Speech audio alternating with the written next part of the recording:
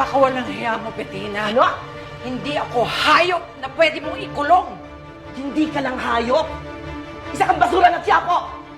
Pinatuloy kita ng bahay mo para pagsilbihan ako. Tapos, gusto mong agawin ang asawa ko? Nilimusan kita ng trabaho, ng matutuluyan. Isa kang ahas! Ahas! Mahirap lang ako pero hindi ako manggagamit.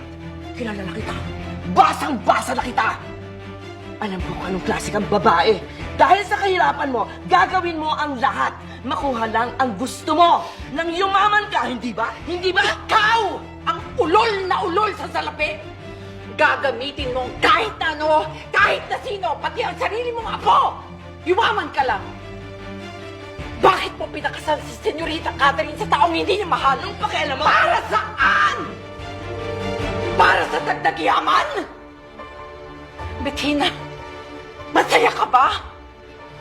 Alam mo sa sarili mong hindi ka pasasayahin ng yaman mo. At kahit nagaanong kadaming ginto ang mapunta sa'yo, kung ganyang kabulok ang puso mo, hindi ka mabubuo kahit kailan! Bettina! Bettina! Tama na yan! Hayop! Paalisin niyo na yan! Baka pabaril ko pa yan! Bitawan niyo siya, Tinday! Kasalanan mo yan. Palagi mo siya kinakampihan. Oo na! Kasalanan ko na! Upo ka! Tayo, Nanoy! Umalis na tayo sa impyernong ito!